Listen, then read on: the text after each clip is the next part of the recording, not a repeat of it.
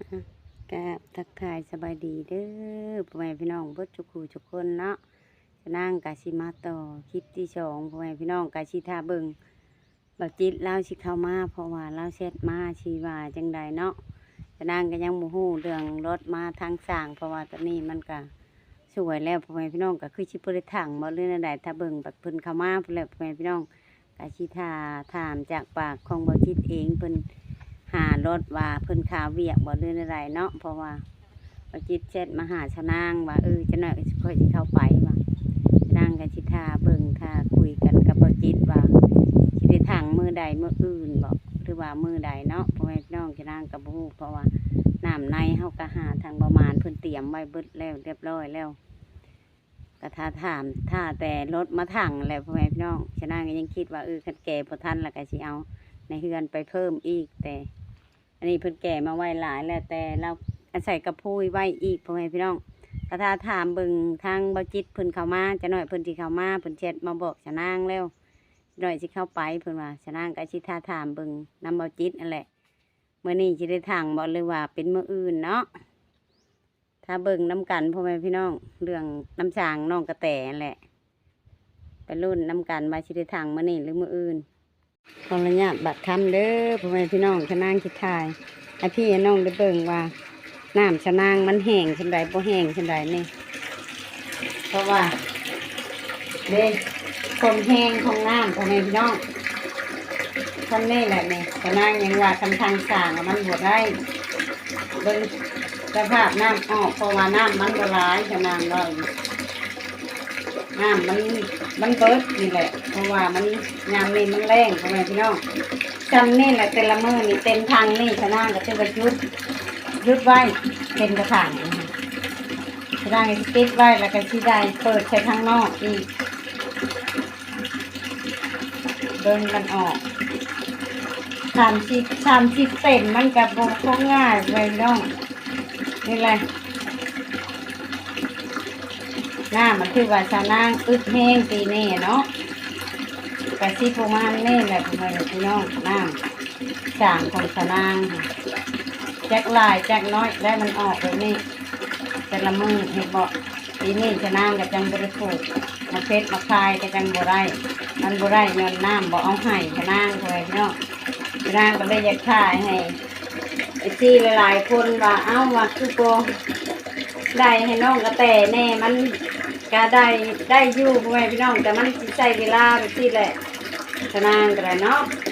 ชะนางก็ชิขายให้พี่น้องเบิ่งว่ามันแห้งมันคอยจนได้เพื่อมันสิเต็มนี่จะนางเปิดแต่ถึงเลยนี่อ้อมผักขี้เล็กพ่อแม่พี่น้องผักขี้เล็กโตชะนางต้มแล้วหมอกับ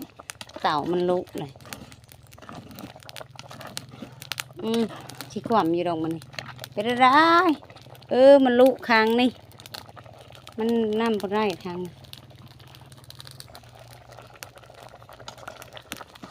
ผักขี้เล็กใส่หนังงู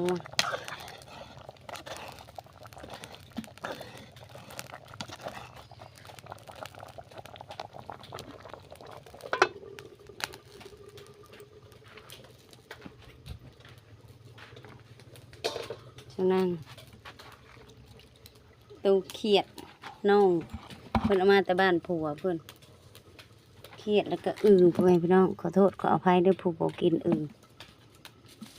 กระบุมีไข่ใช่ไหมตัวผู้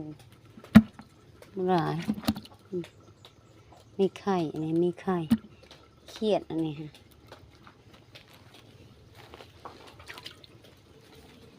นางชิออมผักเล็กนี่แหละกิน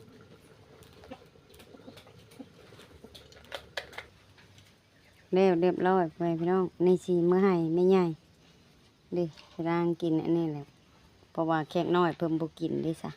นี่แต่ชะนางกับน้องหมวยกิน2 คนต้มต้มเขียดโตพ่อแม่พี่น้อง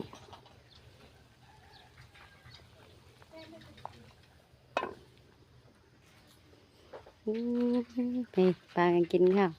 สบายดีโดยFC กินข้าวนะลูกมาได้กินข้าวมาได้พ่อแม่พี่น้องกินข้าวแรง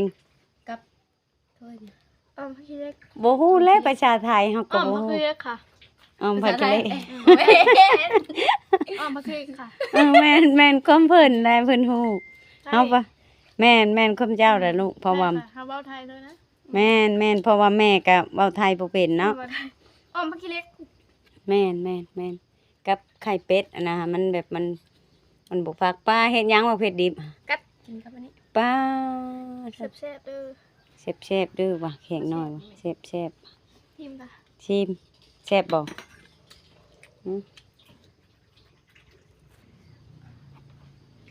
แซ่บๆชะนางหันยัง เดี๋ยว สิ เป่าทั้งแบบ ยังสิถ่ายคลิป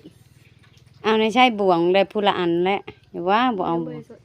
เอาผู้ชดกุ้ยเอา ประหยัดอย่ามันเบิดมันแซ่บ ประหยัดกินพ่อแม่พี่น้องว่าอย่ามันเบิดมันแซ่บว่านางหมวยเว้าจำเอาว่ะกินเบิดแล้วก็ไปเอาหาเอาไม้ มันบ่คือแซ่บบ่คืออันนี้นะ เอาแซ่บบ่คือกันบ่อ้าวก็คนเดียวหาเฮ็ด มันแซ่บ เฮ็ดแบบแกงคนละมื้อเนาะมันก็เลยบ่แซ่บนี่แหละพ่อแม่พี่น้องชีวิตประจำวันของชะนางก็ได้เนาะ กินข้าว หาไปผักกิดอกผักกิเล็กมาชูลูกกิน หาแต่เช้าพุ่นแหละการเริ่มมาต่อคลิปที่2อันนี้ก็ชะนางหากะแกงยำมื้อแลงพ่อแม่พี่น้อง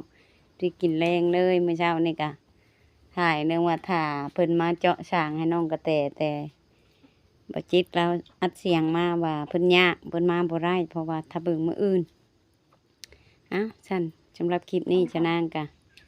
สิพากทางผู้ใหญ่ใจะดีแม่ใหญ่ใจะดีทุกท่านเนาะบ่ว่าในประเทศหรือต่างประเทศที่เขารับชมและติดตามคลิปของชาวนาง